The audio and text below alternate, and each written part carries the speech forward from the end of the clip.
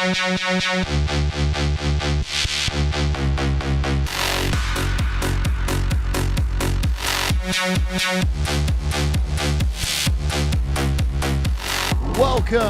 to Austin, Texas, to Circuit of the Americas for round number 4 of the Skip Barber 2K World Cup, presented by DES Simulation.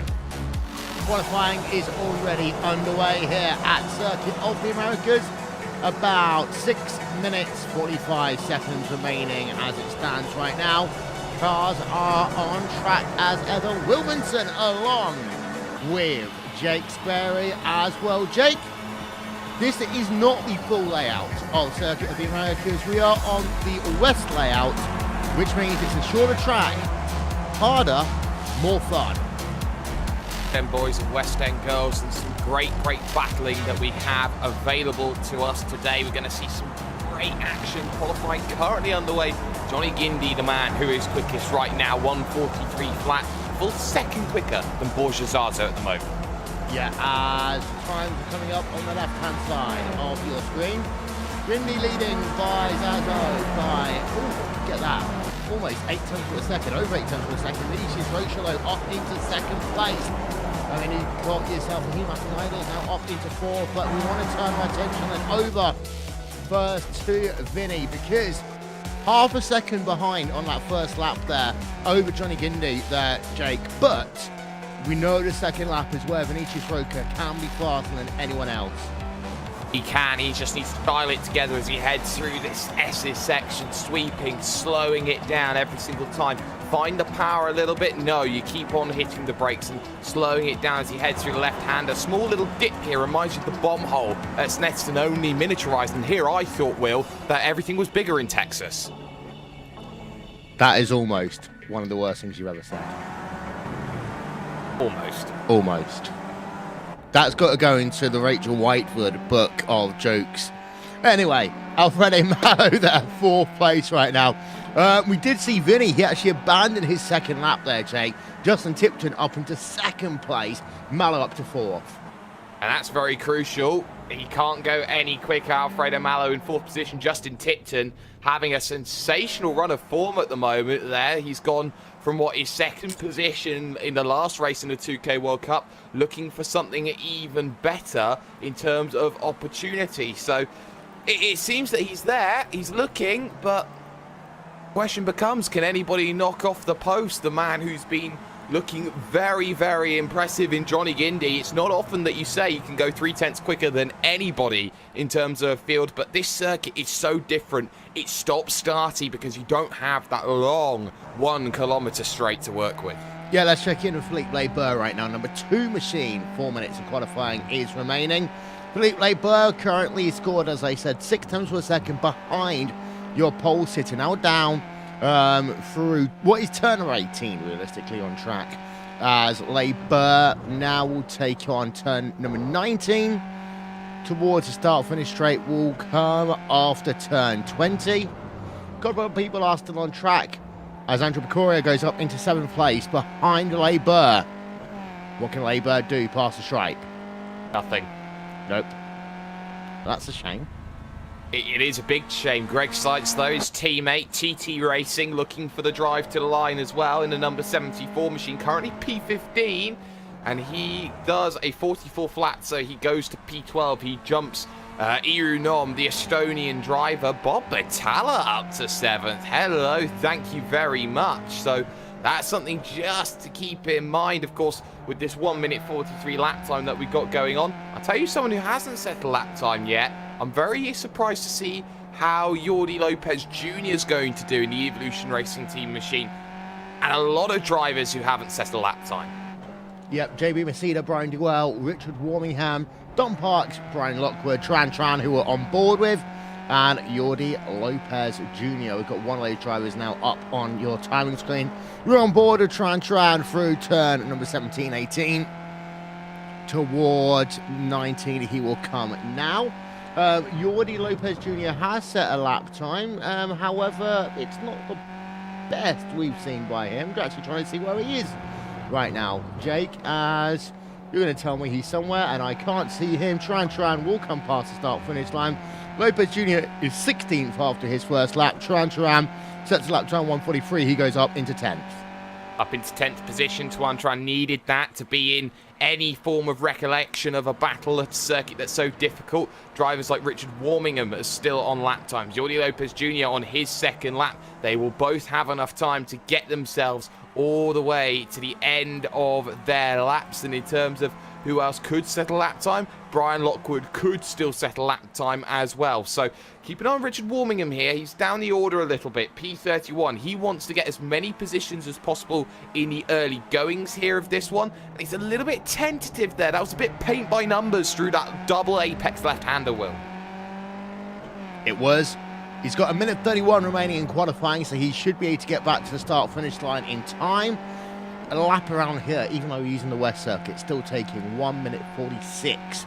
We're going to do 25 laps of racing here today. A pit stop, as ever, is required, and there is the number 158 car now coming towards turn 20 on track. The Bodak 158 machine through the final corner towards the start-finish line. What are we going to get for him? 1:44.740. That is P26.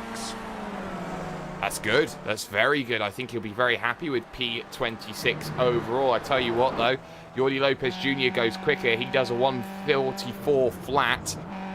That puts him up onto the 8th row of the grid. Irunom really struggling in qualifying. Brian Lockwood, the last man who has a shot of getting over the line. And, well, he's struggled. He's fallen back into the mid-pack over recent seasons. And, well, I'm not sure how wide he went there on the exit. 44.2 from him, 18th. That's about where I expected Brian Lockwood to be, Will. Indeed so. So Lockwood finishes his lap then. Everyone has pretty much done all they can in this one. Let's run you through your starting grid for this Cinematic Skippies on RaceSpotTV.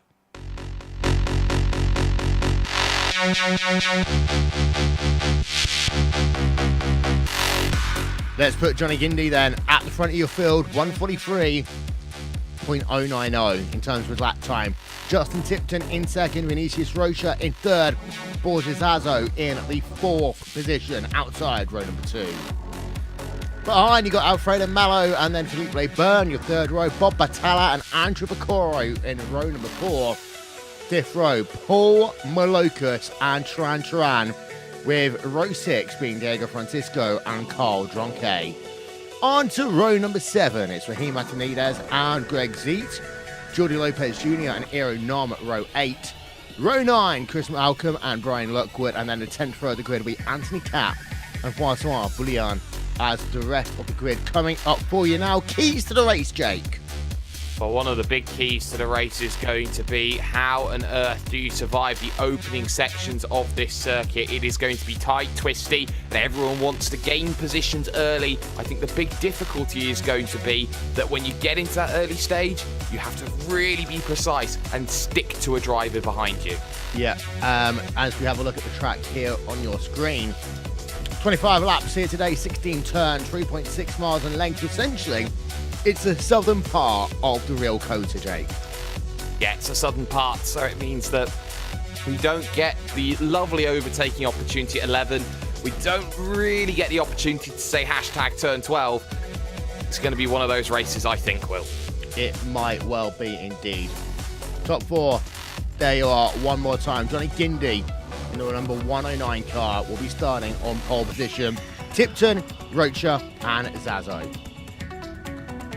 Drivers now lining up on the starting grid, getting ready for those lights to go on top of the iRacing gantry. And when we do, we're going to go racing here today. It will be a good race, 25 laps worth of racing. It will be a fast, hard run down in towards turn number 1 as those lights now go on.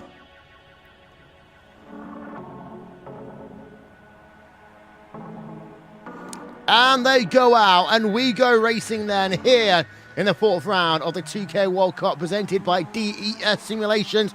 A snake as they head down in towards turn number 1, but they are too wide, too deep at the front of your field. That is Guindy versus Tipton. Behind it's Rocha versus Azo, and it is Guindy who comes out then with the lead coming out of the first corner. Now down and snaking through the S's for the first time, Jake. And well, we were worried it could have been a bit of a mess down in the first couple of corners. Doesn't look to be that just yet. No, it doesn't. Only JB Master slow as they head themselves into the left-hander, breaking off from the normal circuit as they now streamline themselves into the left-hander that leads to yet another left-hander in the form of what is the actual turn 12. Out on circuit here. Borjazazo looking for an opportunity. Not happening here, but already 2 packs starting to form here, and one of them behind Greg Seitz. It is indeed, as out front, your top 4 drivers, Gindi, Tipton, Rochazazo, and you've got Leiber Pocaro in the mix as well with that one. Greg Seitz in the second pack. He is about 9/10 of a second behind the driver of Diego Francisco, but pleased to note that most drivers have survived the first couple of corners. Got a car off. Jonathan Dushak right now in the number 110 machine, but out front, Gindi continues to lead. They'll come into 19 for the first time in this event. Live timing and scoring will be available in just a couple of moments' time, ladies and gentlemen, on RaceSpotTV /timing. As well, Jake, at the end of lap number 1, it's still the Gindi show. It is still the Gindi show, but crucially, he hasn't been able to break away here in terms of the Gindi show, but he's leading his former teammates second and third behind Rocha and, of course, Tipton. And, of course, don't forget, they're in position number 5, Philippe Leiber, sitting in the wings, and the driver at the back of this train, Diogo Francisco, who wants to start trying to make some moves forward. Behind all of this, though, Greg Seitz side by side with Jordi Lopez Jr. Lopez wanting to go to the outside. It will turn to the inside through the lefts and rights. You never really want to go too wide there. They interlocked wheels for a moment, and Greg Seitz very lucky not to get tagged there in that one. Jordi Lopez Jr. and Greg Seitz almost having that contact. Yeah, we're running on board with Greg Seitz for the moment.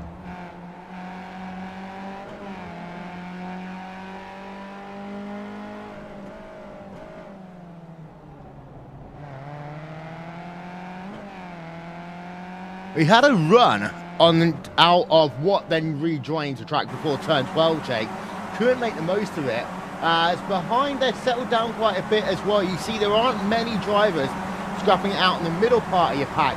We knew this wasn't going to be one of these tracks where we're going to have a lot of overtaking. It will be more stop-start, as you noted earlier, because of the nature of this racetrack. Yeah, the nature of this racetrack is very much that flow of low-speed corners and acceleration, which is so much more difficult to work with than, say, having sweeping corners where you can carry the momentums. I say that this Skip Barber is one of the biggest momentum-based vehicles in the world. And if you don't have any momentum at all here in this one, you can basically kiss aside any opportunities. This circuit does not help promote that. I tell you what, it's a breakaway of 2. Gindi and Tipton have broken Rocha by 0.8 of a second here, and you can see there Tipton having a half look into the open and expansive turn number 1, unable to make things happen. I think Tipton's wanting to be aggressive now because it brings his teammate back into play.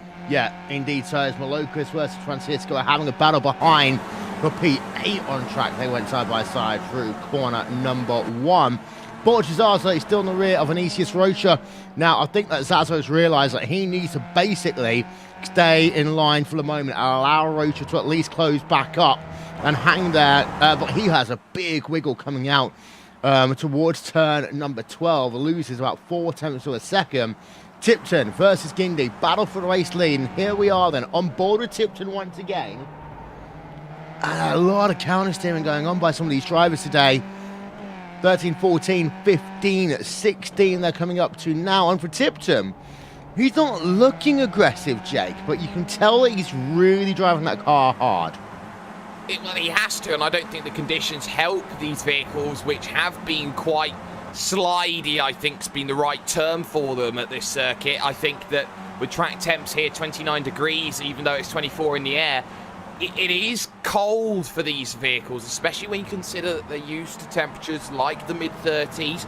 You know, they're going to start sliding, they're going to start worrying a little bit. And even though these are some of the best Skip Barber drivers, if not the best Skip Barber drivers in all of sim racing, They are still going to struggle with these conditions. Even the best can be caught up. But most crucially about all of this, though, the attacking from Tipton is he's forcing Rocha into it. Down to the inside then at turn number 1. And Guindy's going to have to play the long game. He holds the outside. They're side by side now to 2 and 3. Yeah, they remain side by side. Number 5 car, Justin Tipton, cannot hold on the outside line as they come underneath the Tequila Patron Bridge into the S's once again. So he tried that time, wasn't able to do anything about it. Now Tipton has to wait just a little bit longer. Behind, we have got... I'll just go away, Hugo. Behind, we have got ourselves Brian Lockwood versus Ero Nom as they work themselves down for the little switch turn as they'll now come back onto the normal part of the racetrack. Missing out turns number 8 through 11 on track. Brian Lockwood, Ero Nom going out at 14th place on track, Jake. Yeah, and just behind that, Daniel Nogueras makes the move on Tuan Tran, who has gone backwards, and more backwards here in this event. He's -9 for his day, and that's never going to be helping Tuan Tran. But yes, Iruno and Brian Lockwood. Lockwood then looking for abilities to try and make that move. And Iruno, let's not forget, was up there fighting for the victory in the opening round of the season. He has really tailed off. I don't think this circuit suits him. Yeah, I can completely agree with you. We're going to step aside for about 10 seconds, ladies and gentlemen. We'll be back with more after this.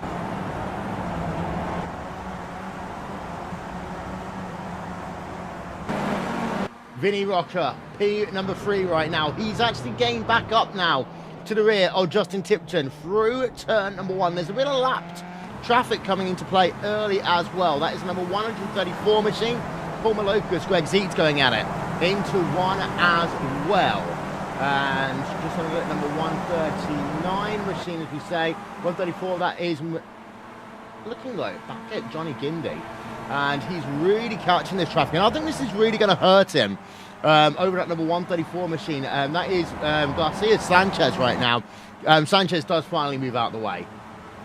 I don't think it hurted him too much there, Will. He didn't naturally slow down. He put the thanks in play as well. He's very gracious about that.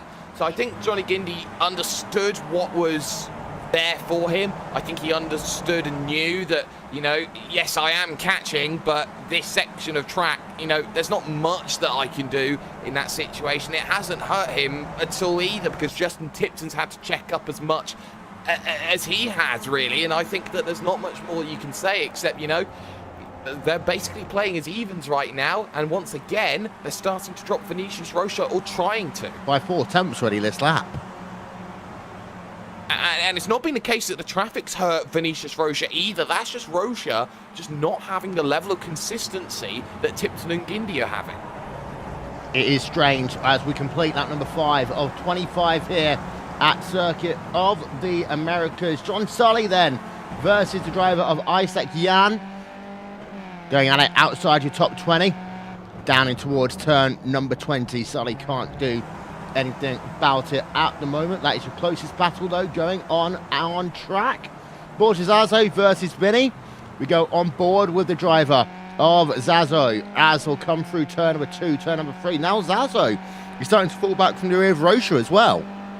Yeah, he is starting to struggle a little bit, dropping a couple of tenths of a second, so he needs to just get up onto the rear. And I argue that Felipe Leibert needs to start working. Andrew Picario, I think, is going to be the one you need to worry about. Although white cars do matter, it's not going to be a case of white cars matter if you're going to be off the back of the train, as he gets a little bit of a wiggle, actually runs wide through the right-hander. It is worth saying, Will, that this Circuit of the Americas track is one of the toughest in iRacing for off-track incident points. Oh, yes, it is.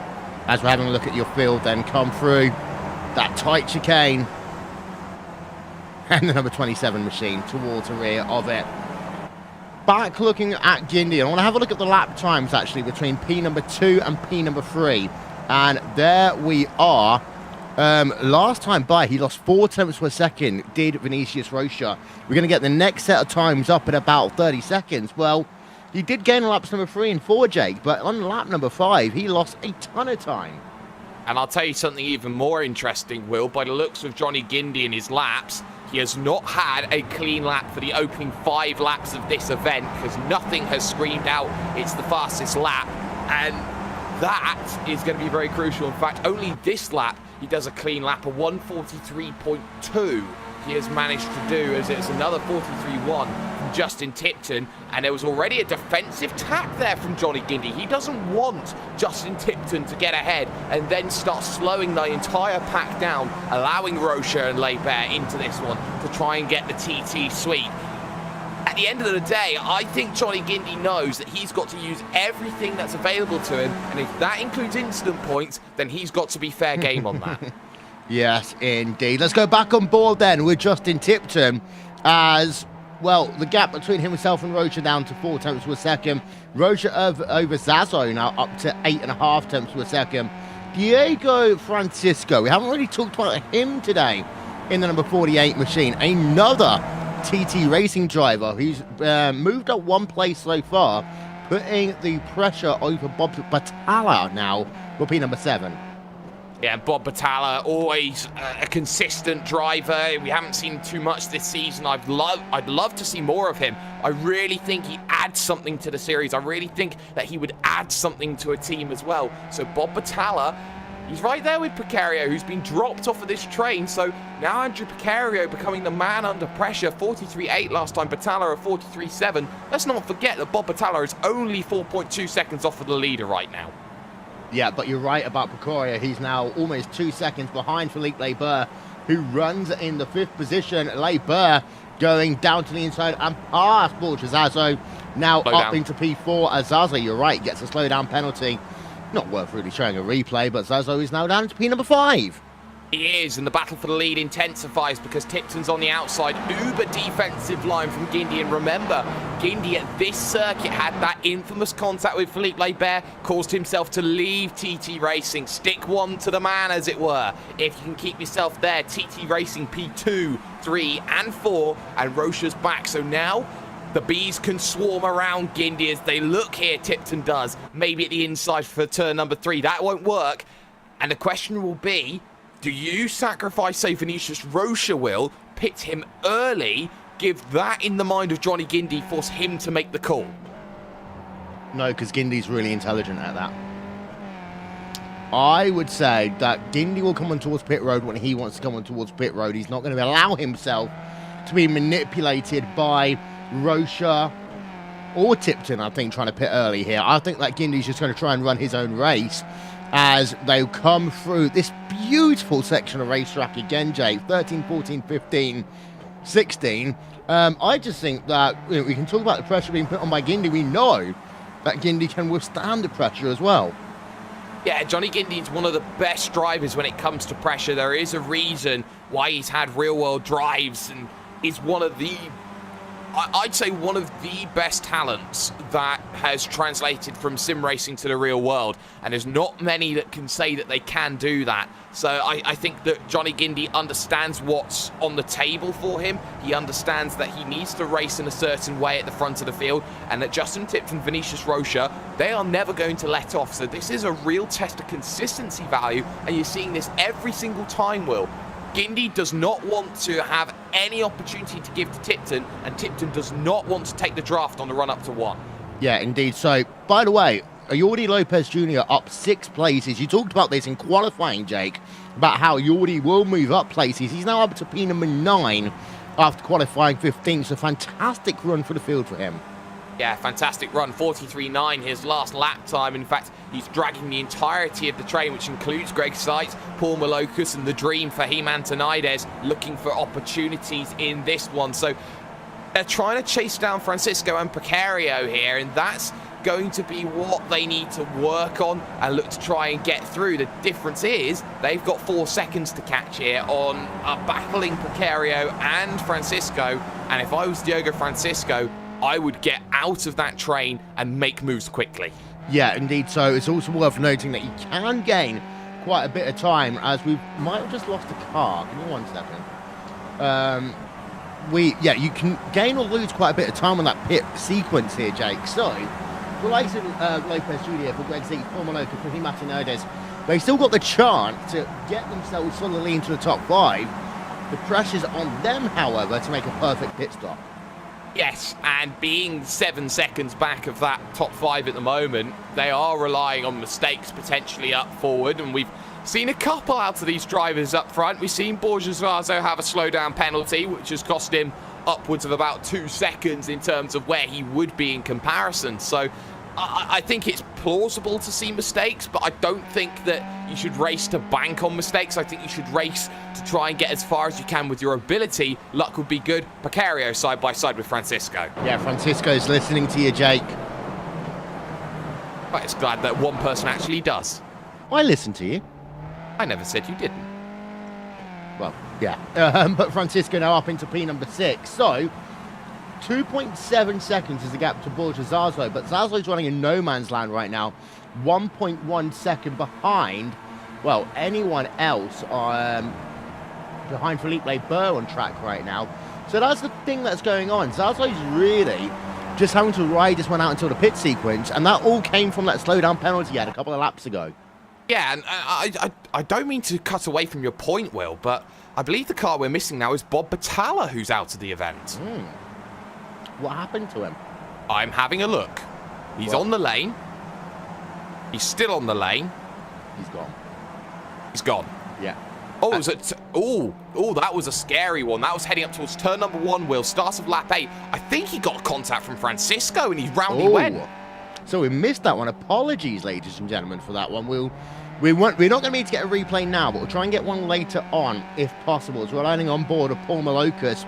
That pit window does open now, so if you are going to try and play the mind games with Rocha or Tipton, this is when you can start doing so. Yeah, or even Leibert, actually. I think Leibert would be the much better option in this train, because Philippe Leibert, what does he have to lose? He's been working hard to get to the draft. He uses most of the draft on this lap, gets to the train, decides to pit, and then he puts in the lap times that he was putting in to get back onto this group. I think that's crucial. 43.2 from Leibert last time by. Compare that to the 43.6s of Guindy and Tipton. That's 4/10 of a second even quicker. 2/10 of a second quicker than Rocha. Leibert's the fastest man on circuit. Yes.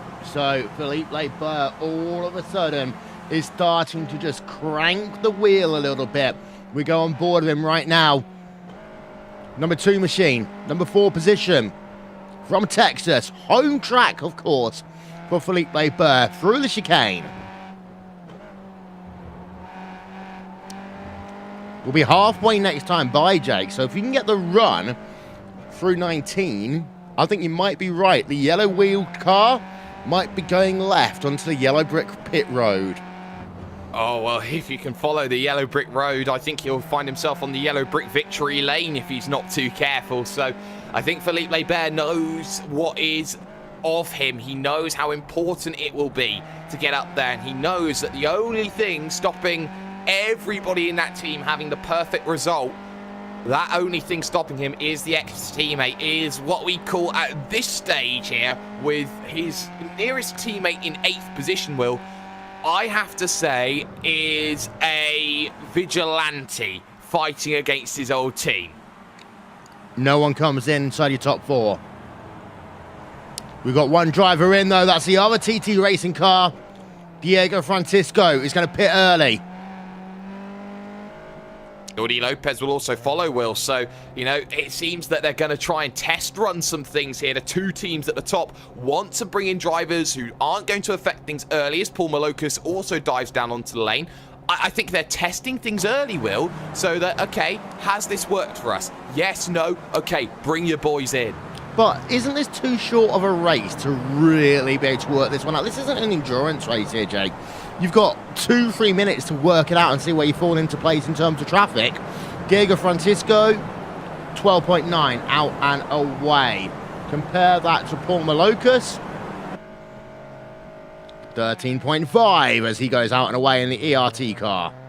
With any race, Will, there is an element of strategy. If there's no pit stop, the strategy is how can I beat the man in front of me? If there is one pit stop, how do I get onto the lane quickest, do my stop quickest, and get out quickest? With endurance races, it's how do I use my strategy time after time, repeat it, make it malleable, and get yourself going through. I think that what everyone here is racing for is how do I get onto the lane quickest? How do I stay in my box for the shortest time? And How do I get out and still win this race, build the gap that I need to? That's the worry I think that all these drivers at the front have. And when you are so dedicated as you have a dedicated team to just skip Barbers like TT Racing is, I think it's very clear what someone like Johnny Gindi has to fight against here. It's going to be so difficult. Nobody dives down again onto the lane, so they're going to try and run all their tanks dry. They're playing chicken is what they're doing. Yes.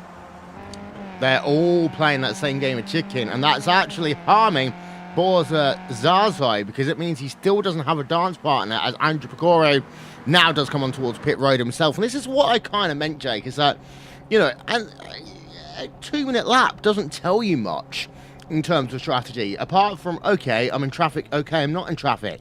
It takes 4 minutes of a 10% of a 45-minute race to work out if a strategy's working. You're not really got that much time. There's a lot of drivers now in. Anthony Cat is on pit road. Alfredo Mallow is on pit road. No, he's done a pit stop already. Brian Lockwood, Carl Dronke, Anthony Cat, Isaac Yan, all on the lane. Picoro is out, and it's 13.7 for him. And he can't beat the driver of Francisco off the lane. Francisco, with some perfect lap times, builds the gap he needs and now needs to run away and will run away. Precario suffering from a slow race pace car, great in qualifying, but a slow race pace car is keeping him out of this fight. Yep, so then, having a look at Francisco, the gap is 1.1 seconds right now, but to go back to the front of your field, Tipton's as close as he's ever been to the rear of Gindi. If he's going to come on towards pit road, you want to do that. Be as close as you can as possible. Put pressure on the driver coming onto lane. You'll notice he's not come on towards pit road yet, has Justin Tipton. Neither has Gindi, or Rocha, or Leiber, or Zazo, or Zeeks. And they're not doing so this time by either. They'll work themselves towards the end of lap number 13. Behind, there is Greg Zeeks. He's not committing either. Rimatanides isn't committing. Ironom is. Well, Ironom's going to get the Tokyo Drift out. Don't stop the music tonight, Hero. He gets himself going, though. Flamboyant, but not the quickest way onto the lane, Will. Yeah, I can agree with that one. As he does get that car slowed down. And we do manage to get ourselves a pit stop timer up for you.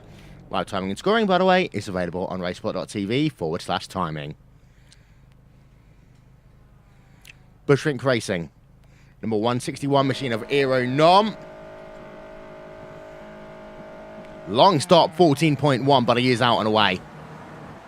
Out and away and looking to try and get himself back on circuit. The whereabouts, though, is going to be behind Richard Warmingham, who's yet to come down in. A long way behind Jordi Lopez Jr., though, and that's going to be difficult. Side by side with Paul Malokas. Malokas around the outside. I'm not sure if Malokas has slowed down or if it's the case that Iru's done very well in that stop.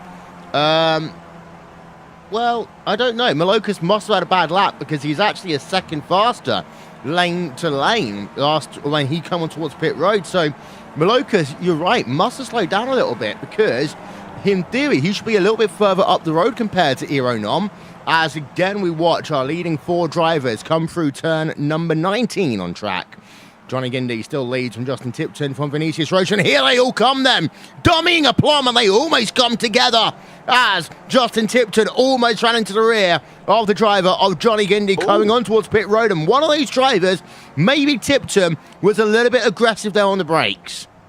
I'm wondering if it's Gindi here because he was trying to hit the lane at 50 kilometers an hour, really struggling to get that one back going. I think he's okay, but they were side by sides. They hit their boxes. Crucially enough, though, it is Tipton who hits his box first, not Gindi. So it will be advantage Tipton when he comes out of the lane. And if they can just get one driver in front of Gindi, then Gindi's fighting the train. Out and away they go. Roche has gone the slow one. Tipton's got the long one. And I think Tipton's staying for an extra 15.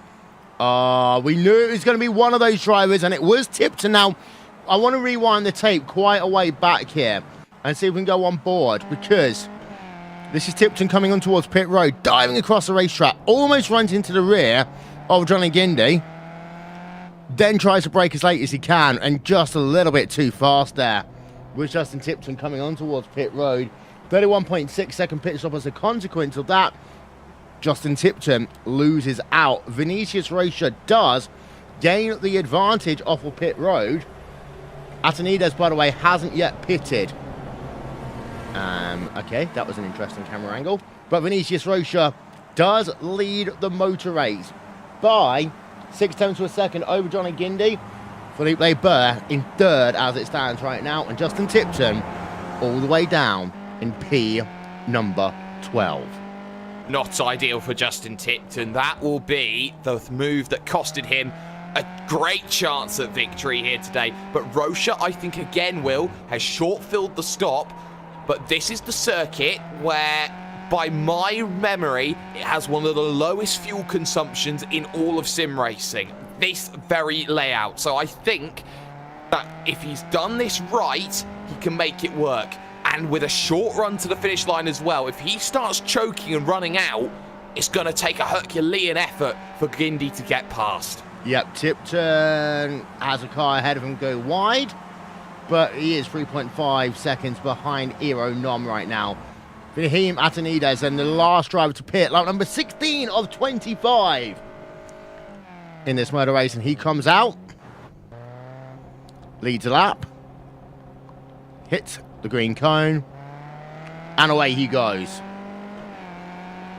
And out behind Jordi Lopez here, he's going to have to deal with Greg Seats into turn number 1. Seats will have the outside line, trying to make it work on the exit here. Seats will have the inside for 2. That will give him an advantage, but it gives him almost a full car length. So Fahim Antonides unable to make things work, as behind that, Nom and Maloka still scrapping it out. And if those two work together, they could make that a train of 4. You know what? The one thing that we should have talked about that we haven't talked about is those yellow anti-cut curbs, Jake. And I'm really impressed by the driving we've seen here today. We haven't seen, I don't think, too many drivers at all go for a little bumpty-bump ride. In terms of retirees, we have 4 drivers out. Bob Batalla, we saw that incident down at turn number 1. Miguel Garcia-Sanchez, Jonathan Drusica, we saw in lap number 1. And JB Maceda out. Yeah, 4 drivers out, never ideal to see, but it just shows you how strong this field is. If you still got out of 40 drivers, 35 of them still circulating the circuit. Matthew Woolett is the last driver Rob Adams is the driver 1 lap down. Matthew Woolett, the last driver on the leading lap for Positive Sim Racing. But Indy, I'm still looking at him. I'm still thinking, yes, he has that ability to make that move, but when you know that Vinicius Rocha likes going short on the fuel, I think that Guindy's just going to try and bait him out in this situation, Will. Yeah, I agree, as they will work themselves up the hill then. It's been an interesting race so far today. Let's have a look at your top 8 of your standings here, as we'll just notice the fact it's 4 tenths per second between Johnny Guindy right now in second place from Vinicius Rocha, who is leading the way. Philippe Laber in third place, however, he's 1.9 seconds back from your race leader. 4th place is Diego Francisco. 5th place is Borges Arzo. Andrew Bacoro in 6th. Jordi Lopez Jr. in P number 7. And Greg Zeitz rounds out your top 8 right now. So, that's the situation. Lap number 17 or 25. Jake, battle to watch, of course, is Guindy versus Rocha. As Guindy now, after leading the first part of this race, is in 2nd place. We know Rocha can sometimes go light on fuel. In terms of pit stops, we haven't actually got comparable time on our timing and scoring data, but it's pretty close between them. Although Rocha, I think, was about a second quicker on pit road in order to get that undercut. Yeah, he had to be. He was the second back, and then he gets the second front, or thereabouts. So it seemed that Rocha did go shorter, as he tends to do. But this isn't a bad thing in this situation, Will. I think TT have the mentality that if one driver can't win, then another one must. So if Rocha isn't safe on fuel, he can stay at the front, yes. He can slow down Guindy. And remember, only a second point fall back is Philippe Laber. They can use Rocha to slow down Guindy, to bring Laber back into this. And then we can have all sorts of fireworks between Laber and Guindy. RaceSpotTV fan immersion here, live from COTA.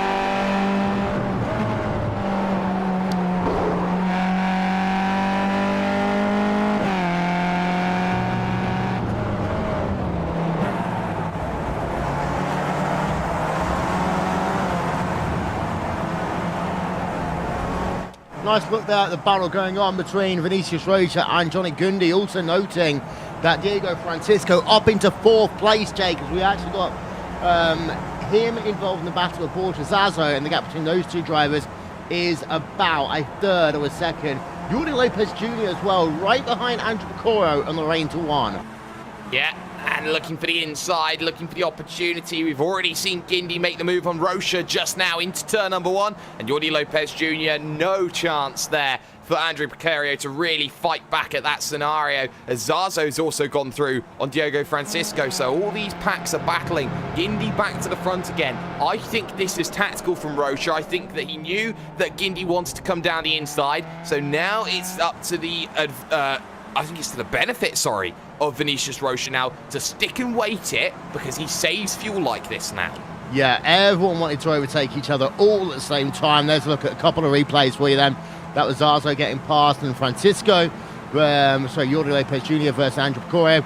Jordi Lopez Jr. up 1 position. So 3 different changes all happening at the same time. Diego Francisco loses a spot then. So it's Borja Zazo now ahead of him. Back where he was earlier on, Jake. But these guys have lost out pretty big over the course of the pit stops. They're now about 6 seconds behind your leading pack.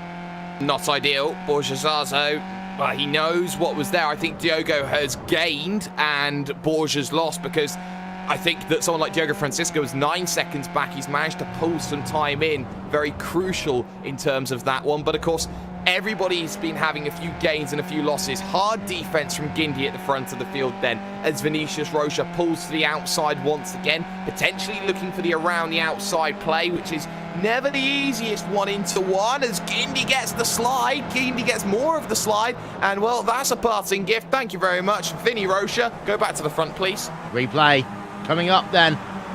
Now. Oh, that was a big slide there by Gindy. Yeah, and that just easy for Vinicius Rocha. I always sometimes say, sometimes drivers always deliberately do the slide. Deliberately try and find a way of giving up the race lead, Jake, because they know that it's one of those circumstances where Vinny leading is probably better off for Gindy right now. But Felipe Barber is now back in the 3-car pack. And I think that's the issue with trying to do something like that, is the fact that you do have someone behind you. If you were 10 seconds down the road, then by all means do it. I always remember the UK and I Skip Barber race at Road America, the final lap between Tom Ward and I believe it was Stuart Adcock, but don't quote me on it, where they both played chicken into turn number 5 and dropped 3 seconds, and then it became a 9-car scrap for the win, Will. Yep, I remember that one. I was commentating that one, I think. So was I. Yeah. Oh, it's when we took over, wasn't it? Yeah, I remember now. So, Vinicius Rocha still leads by Johnny Gundy. We are coming to 5 laps to go this time by Borja Zazo versus Francisco. That one's still going really close between them. Go on. Oh. Sorry to cut you off like that, Will. He was close. I thought he was going to maybe have a half attempt. It didn't quite work out the way he wanted to. Gindy, oh my goodness, he's trying to go for the Schumacher dummy into turn number 1, and he nails it. Oh my goodness. No, he doesn't. He's got the slide on again, and that's going to mean that he goes through. And look at this from Leibert. Track extension down to the inside. No honor at all between thieves. Oh, we love Sunday Night Skippies. There we are. Top of your screen. As you see Gindy first. Going down to the inside, sliding through the corner. Then it's Felipe Leibert saying, hi, what's up? Inside, thank you very much. By the way, bye Danica Patrick. It was nice having you in NASCAR. As Felipe Leibert up into P number 2 right now, Jake. And let's not forget that Felipe Leibert, Mr. 2K World Cup, will not care about his teammate. Gets a massive wiggle through that right-hand slow down corner. So he's got to be careful that he doesn't give the gap now to Vinny Rocha. But at this stage, you know, it's not often that we say this. Felipe Leibert, rear gunner? Nah. I know, but he won't be a rear gunner. He wants to go for this victory by himself, I think, as they'll come towards the last part of the racetrack again. And, well, I think Felipe Leibert is now thinking, okay, I'll give you till the last lap. I'll wait until the last lap. We'll get rid of Guindy if we can. And then this is just going to be us going at it for the final couple of corners on this racetrack. But we need to understand this lap, really, to understand what Philippe Labert is going to do. Because he's going to get the draft up towards turn 1. He stays in the draft, but he's not close enough yet to make the full use of it. In towards 1. Yeah, this is just Labert driving a race, Jake, right now.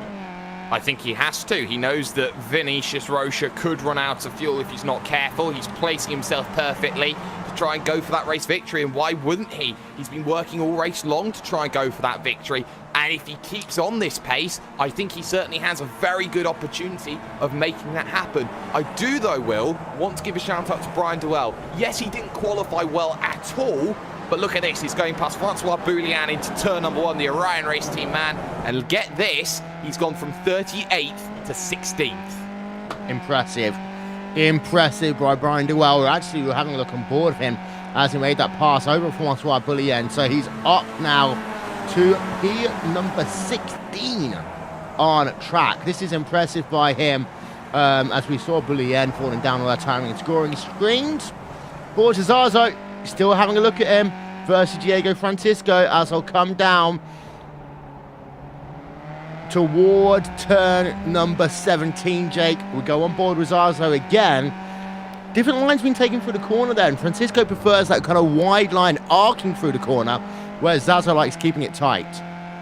Well, the thing is for Borja Zazo, it depends about what you like. You're normally taught slow in, fast out, and I think that the line that Zazo takes really does compromise that exit, but it's only a short run to the left-hander, so I think that's why Borja Zazo likes to feel confident about sticking that vehicle down the inside. Francisco a little bit more different. Defensive at the front though. Oh, they're not going to be having team orders, Will. Rocha and Labert on. Around the outside, says Philippe into turn number 1. He tries it. A little bit of a slide there at the off-camber 1. And now Guindy back into the mix. Gloves off. 3 to go. Oh! Look at it, Labert. You're trying, buddy. Wow, that could have been huge. Rear gunner, my arse, is what Philippe Labert says to you there, Jake. Well, fair play to him. He has every right to say, I'm fighting for the victory. Remember, Labert's not had the championship that he's wanted. Rocha's already had a win this season, but he missed the first couple of rounds. Used both his drop weeks in terms of that, so Rocha will be instantly fighting on the rear foot, I think is the right word to say there. And with 2 and a bit laps to go, Johnny Guindy's going to have to be licking his chops at the teammates battling each other.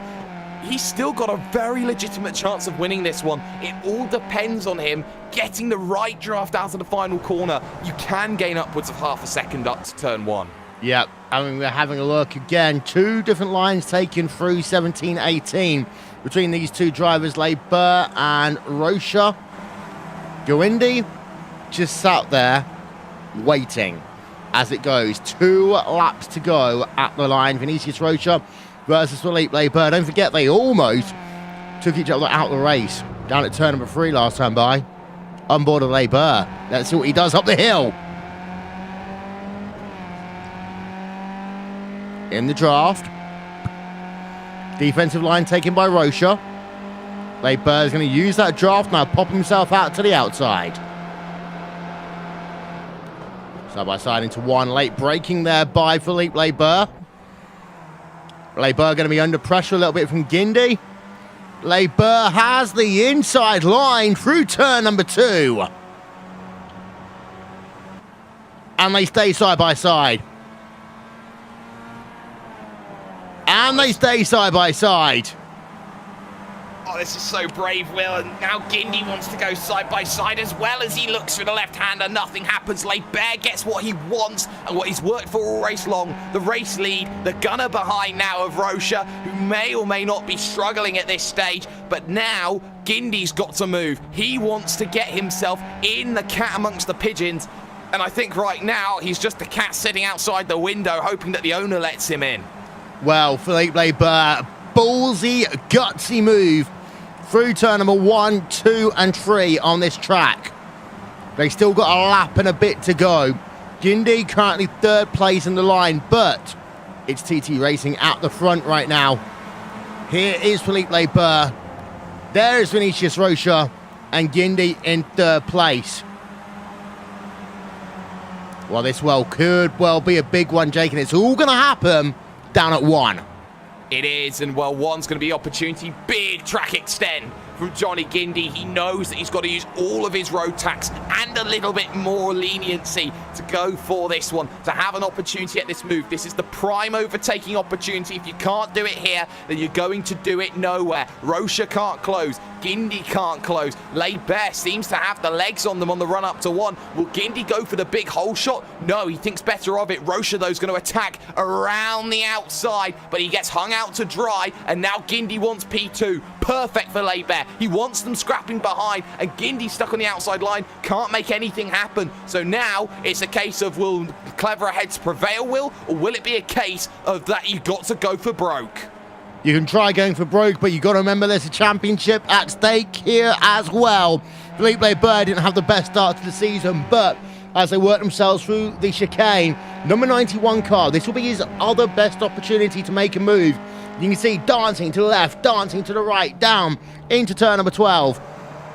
A lot of curb used there by all 3 of those drivers, as Rocha is close. Guindy is still sticking it there as well. This really is your last opportunity to go for something. Guindy and Rocha touch wheels, both disqualified from the event. So now it's easy. Barber can just calm it down. I saw the touching of the wheel check, and for all that was close, it was enough for both of them to be disqualified. They are going to be so angry after this one. We'll talk about that in a moment. Philippe Barber can almost shut it down now. He's got a 7.8 second advantage over Bortazzo. Not necessarily the way that Barber would have wanted to have won. With such an advantage, he would have wanted to erase it to the line. Rear gunner, my ass. Philippe Barber wins at Circuit of the Americas. Wow. Unbelievable race. And I think Diogo Francisco had something happen to him towards the end of that one, because he was just completely dropping off the pace. Still gets third. He'll be pleased with that, but a massive battle's heading towards the end. Cat now trying to go around the outside of Lockwood on the run to the line. Line's too close. Lockwood steals it. Oh, but everybody scrapping. Cantor and Crum, having their own little scraps. It's so nice to see Schultz and Sully having a battle too. Yeah, but about that moment then between Vinicius Rocha and Johnny Guindy, let's see if we can rewind the tape a little bit and show you where it happened. Down turn 14, turn 15 on track, and well, we knew something might happen on that final lap. It's one of those reasons why, incident limits exist, Jake. I would say a little tap like that should not have determined the outcome of this event. No, but you have to remember, Will, with an instant limit like this, it's your responsibility to drive cleanly and safely. I said at about the end of lap 5, start of lap 6, there was no fastest lap counted on the iRacing system, Will, for Johnny Guindy, because he'd had instant points on his first 5 laps. When you put yourself in that situation, and let me put this clear, this isn't like it is, say, an iRacing official race where you get 17 instant points for the half hour that you work. You have 20 incident points here. You get 3 extra points for what is arguably a third more of a race. These are supposed to be the best drivers in the world at a Skip Barber. But Jake, I'm just showing you a picture here. So why is it then that it's... I know the 8-point limit is designed to be a no-fault system, but if you are the driver, and we're just circling him here, of Vinicius Rocha, he's clearly taken his own apex, coming into the corner, and, for the driver, Johnny Guindy, he just accelerates a little bit too fast out the corner. Yes, it's his race gone, but that is the race for Vinicius Rocha as well. Well, Vinicius Rocha shouldn't be on the instance that he is. This is the rules that you play by. These are veteran drivers who have been around for a number of years. They know the game. They know how to play it.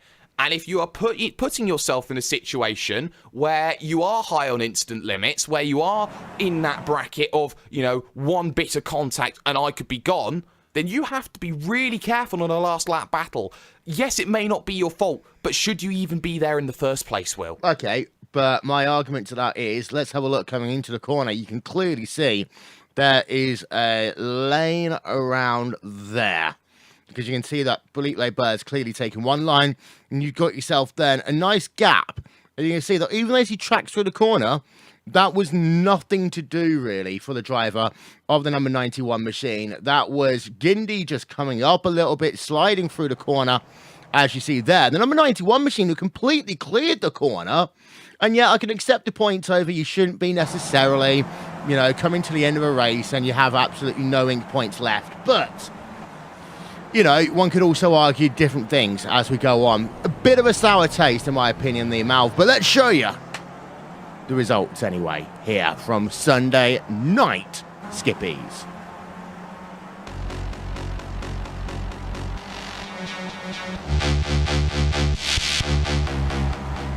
Felipe Barber wins then by 8 seconds as Johnny Gindi, Vinicius Rocha involved into them. Last lap, putting them over the ink limit and disqualifying them from the event. Diego Francisco then 3rd place, Jordi Lopez Jr. in 4th, and Corio in 5th. Greg Zeet, Hero Nom, Fahim Atanides, Paul Malokas and Justin Tipton. Well, they round out your top 10. Rest of the results are coming up on your screen for you now. We are going to have a chat with drivers in a couple of moments' time here. Step aside for a moment first, and we'll be back with more after this. You're watching Sunday Night Skippies on RaceSpotTV and an iRacing Live.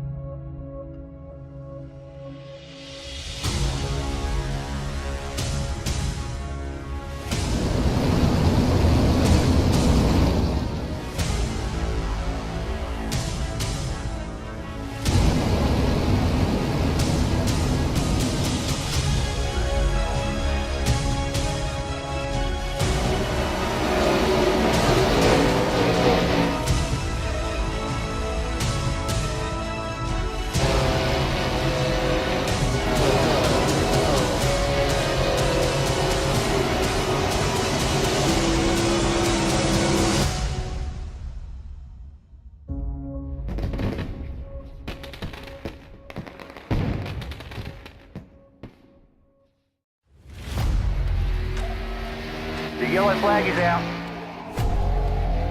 Pit road is now open. Keep your eye on those gauges. We'll give you 4 tyres. 3, 2, 1, now.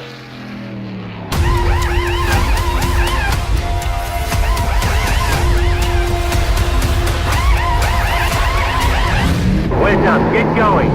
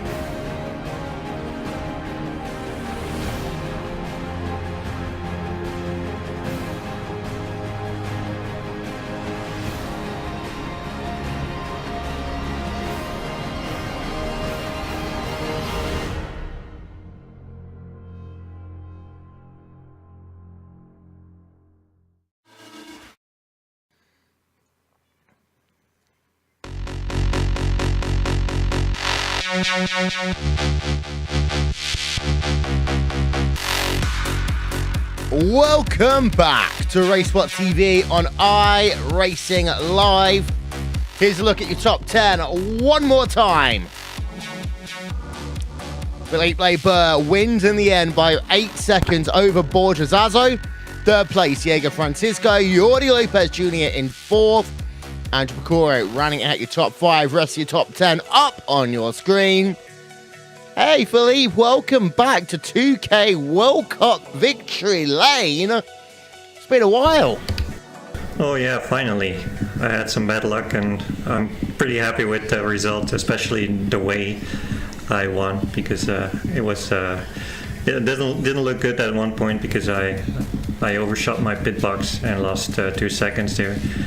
And I could catch up with the two in front, and well, the last 2 laps were just crazy, amazing. I just don't have any words for it. I don't know if you saw it, but it was awesome. No, we're busy watching the drive from P number 30. Oh, okay, yeah, I thought so. Yeah. But I mean, you had to work hard during this race in terms of pit stops, in terms of the actual race as well. How do you think that you coming towards pit road a little bit earlier and all that stuff, how do you think that really kind of helped shape the battle at the end? I was thinking about it, but on the other hand, Johnny was leading the group, I think, and he was probably the quickest of the 4, so I thought maybe I couldn't run the same pace, so I decided to just stay behind and wait until everybody pits. Well, you get yourself a victory here. Of course, my next question has got to be the obvious one. What's going to happen in 2 weeks' time? Next round of the championship, round number 5. I think it's Phillip Island.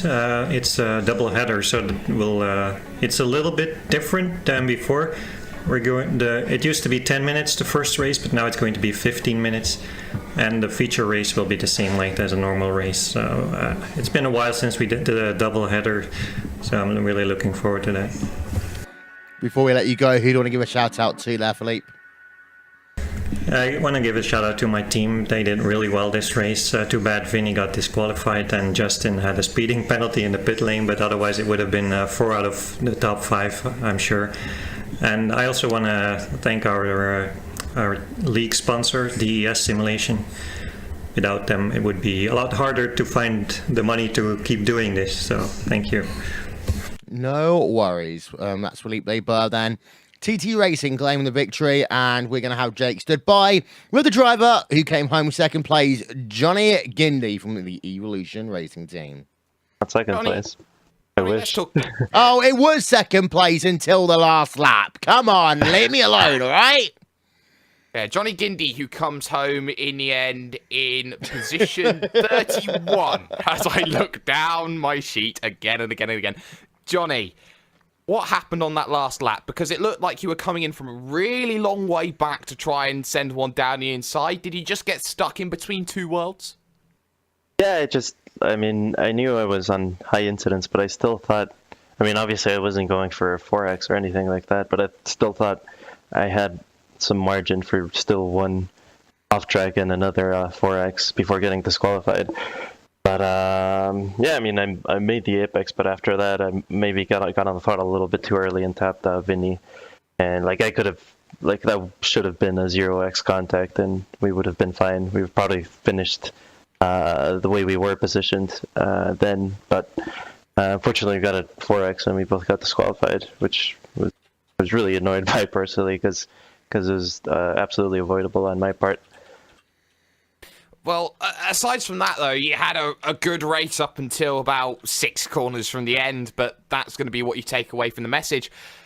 You know, this circuit is very difficult. It's notorious for having high instant points, and, you know, you were struggling today on those cold conditions. Was it the fact that it was cold, that the vehicle was more slidey than usual, or was that something that you've been experiencing all week? No, I mean, when you're pushing the car, it's always slidey. There were a couple of times fighting Vinny that I lost the rear, and both of those times because when you're in the draft in this car, you get up to 5th gear on that back straight, and if you're used to driving alone, you only have to downshift 3 gears because you're in 4th. So both of those times I found myself in second gear and the car didn't turn going into the corner, and I had to trail brake way too much and got the rear sliding, so I didn't take the off track.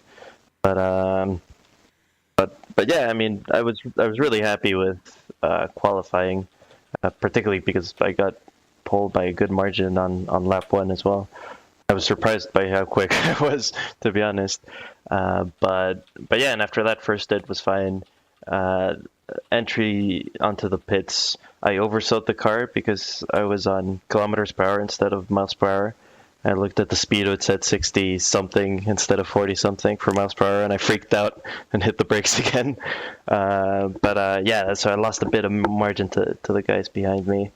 And then Vinny did the Vinny thing and underfueled and got me in the pit stops. But yeah, at least it was fun up to the last lap. And once again, I'm really sorry to Vinny. Well, you come away with just the 2 shoes on your feet, Mr. 2 Shoes Gindy. So, looking over to 2 weeks' time, doubleheader at Phillip Island, you know, a very natural circuit. And, of course, the circuit which houses my one and only win on iRacing, which I will have you know. How are you feeling about Phillip Island? I like it. I like it as a track. I like driving it, but unfortunately, I'm really slow there. I've always been. But you know, it's a double header, so it's not super important to be the fastest guy out there. But it should definitely be fun. Shout out sponsors. Who gets it done? Oh, just ERT and everyone in the team. In this race, we had Jordy and PJ racing and Paul Malokas racing. Unfortunately, he didn't get any much practice, so he was starting in the middle of the field at the start of the race. But Jordy drove a really good race, finished 4th. But yeah, hopefully we'll be a lot closer to the top in future races. Hopefully there will be a lot closer as well. Johnny Gindy, Will, I think we've understood this. Gindy likes brake and accelerate. He does not like momentum. Just noisy pedal. How come? How come? Because I'm all about momentum. No, this circuit's a stop and start circuit. It's very different from Phillip Island, which is all mid to high speed cornering. Yeah, I mean, if you're fast in this car, you're all about momentum, to be honest. Yeah, I mean, maybe not. I don't think it's much of a start-stop circuit. I mean, like maybe turn 1 is, but apart from that, a lot of corners. 12. Yes, okay. Oh, I admit defeat. Johnny Gundy coming home in P number 31 here today. We have got our 3rd place driver there, Diego Francisco. He got himself a podium there on the final lap. And, well, Diego, we talked about how you're working yourself through the field after qualifying. To get a podium, you've got to be happy with that. Yeah, I'm pretty happy. It's my first podium ever in the 2K. This is the first score I'm really proud of. And yeah, I had to work a lot in the beginning of the race to get like 7th or 6th, I can remember. And then it was all about making the stop work because I could never catch the front pack. It was all about just trying to save as much and maximize the pit stop. Do you think there's a key moment of the race for you that got you into contention on this podium, except, of course, Gindy and, whatchamacallit, and Rocha just having a little bit of lovely tap at the end? Yeah, obviously the score I deserved was 4th or 5th there. But yeah, it was all about the pit stop. I managed to go up the field and then it was all about the pit stop. I managed to get behind Borja after the pit stop, and I could save a little bit more fuel since I was already low on fuel on the last lap. And yeah, once you get in the draft, you can follow easily. Well, got yourself a 3rd place here today. You say it's your highest finish ever in 2K World Cup, presented by DES Simulation. Next week, we go to a double header at Phillip Island. We go from a track which has a bit of stop-start in it. I know Gindy will complain and debate that one a little bit. To a track which is purely all about momentum with the exception of the hairpin. How do you think that race is going to be? Double header format, 15 minutes, then 45 next week. To be honest, this is my first double header that I race, so I'm still not sure what to expect. But I will have plenty of time to practice until then, and I count on my friends at TT Racing to help me get up to pace there. Right, so before we let you go, Diego, anyone you want to give a shout out to? Yeah, I'll just repeat the shout out to TT Racing, and I want to also say hi to my father and brother. They're probably watching right now, so just thanks to TT Racing and my family. Yeah. Well, thank you very much, then. Diego Francisco coming home third place here today. Jake, final thoughts? Well, I think that we've seen controversy.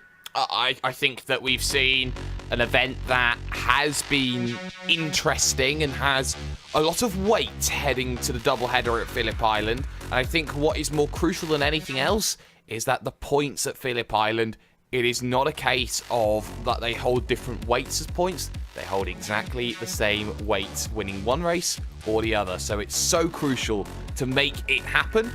But I'll tell you what will surprise you. I have Borja Zazo leading the championship.